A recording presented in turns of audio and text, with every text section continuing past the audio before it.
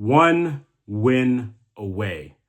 The Oklahoma City Thunder are one win away from an NBA title. And this would cap off one of the greatest individual seasons in NBA history, 68-14. We've seen a couple better teams like the 69-13 LA Lakers and obviously the 72-10 Chicago Bulls. 73-9 Warriors famously didn't do that. Teams that were a little bit better record win the championship, but we ain't seen anything like this.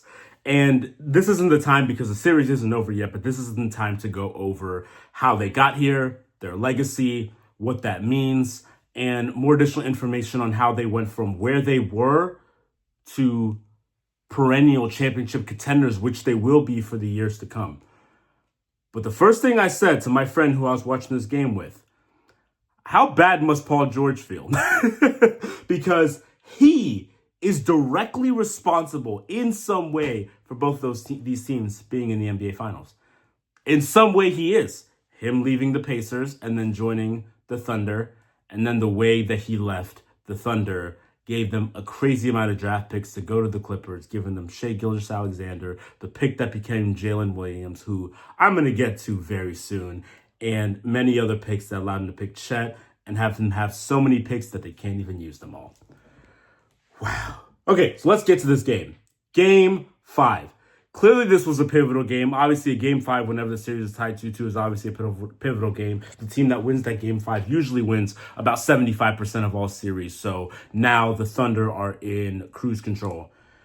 And the Pacers losing Game 4 really felt dangerous just because the Thunder are clearly the better team on paper. And for the Pacers to have any chance of winning this series and this championship, every 50-50 game was going to have to go their way. Every game that's a little bit nick and tuck was going to have to go to the Pacers' way. And luckily, Game 1 did, and luckily, Game 3 did. But Game 4, you were up.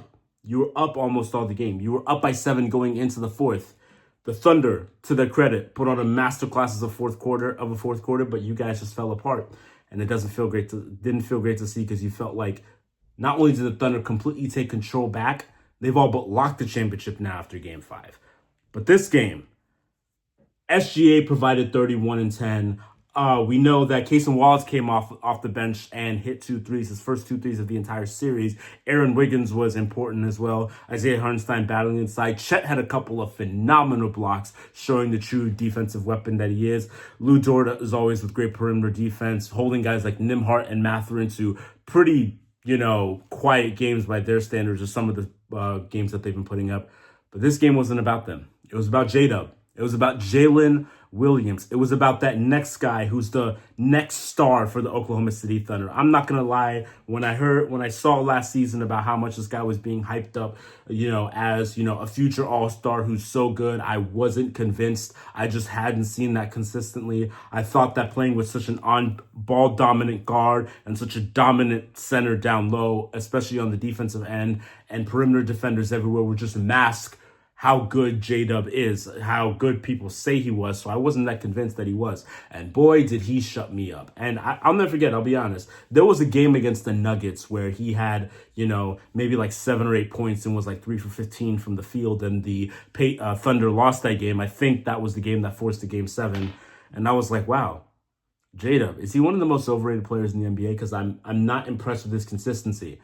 But he has been fantastic these finals. He's found his moves. He's found the one arm, one hand fadeaway floater in the paint. He's found the little cross mid-range game at the elbow. He's found, the catch and shoot threes. He's found the ability to run around on the court like a true shooting guard would be able to do. His screen setting ability for guys like SGA who are there in the high pick and roll, as well as Alex Caruso. He's figured out his game. He knows his strengths. He knows his weaknesses. He knows what he can do. And he has effort. He has energy. He has tenacity. And today he put up a 40 ball. Today he was the player for the Thunder. Today he was the guy who led them to a victory. And I could not be more impressed by him.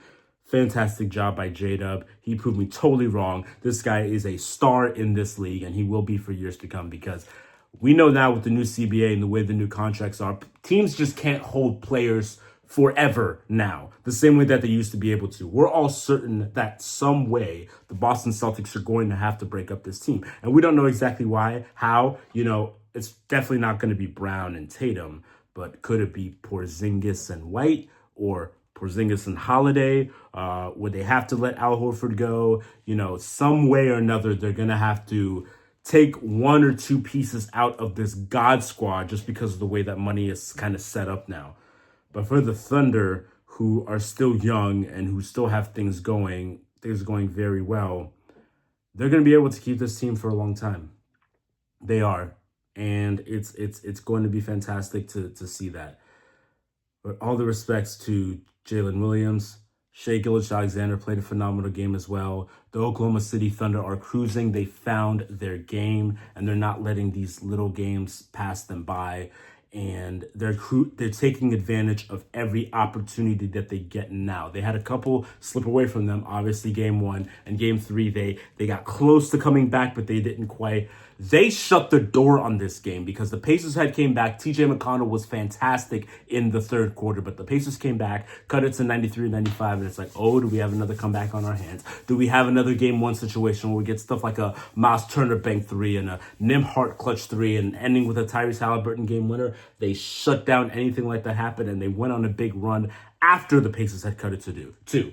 That is the mark of a champion and of a true resilient team who never says die, because for a long time this season, the Pacers had been great frontrunners. When they are up, and they are dialed in.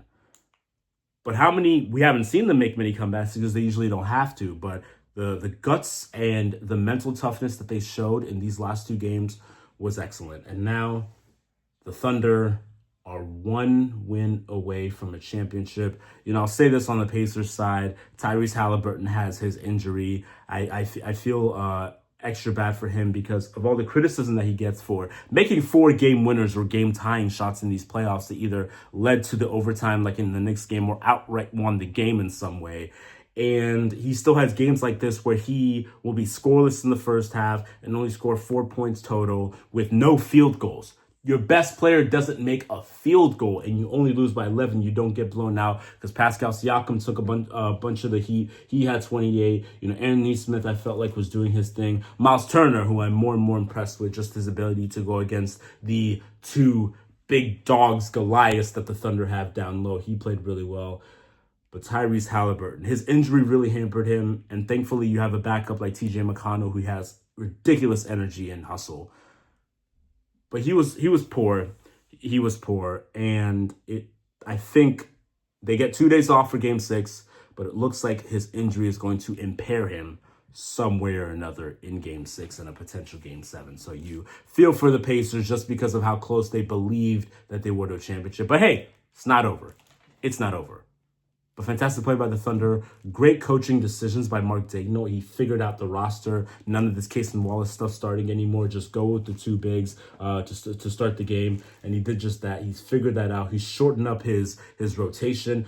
Guys like Isaiah Joe didn't play a minute. And they've figured it out. Alex Caruso had his 29 minutes. He doesn't need to put up stats really, but he just plays great on-ball defense. He had a couple of steals and a couple of batted loose passes. That's what he's really there to do. And everyone knows their roles. They know what they're meant to do. Isaiah Hartenstein only scored 4. He didn't have any of his floaters in the paint that he usually does. But hey, he got a lot of important rebounds down the stretch. Everyone knows their role. They know what they're supposed to do. And the guys who are supposed to be the stat sheet stuffers, the box score guys, the guys who score 30 and 40, J-Dub and SGA, they're doing that. And that's why Chet can only, can score just 9 and it doesn't matter. But he gets his 11 rebounds and he is lethal on defense, and he's able to box out guys down low and set screens in the pick and rolls. He knows what he's supposed to do, and everyone on this team is playing like they know what they're supposed to do, and that's why they are now the favorites to win the 2025 NBA championship. 1 more game left, but you have to say it's in the Thunder control, and let's see if the Pacers can do anything about it.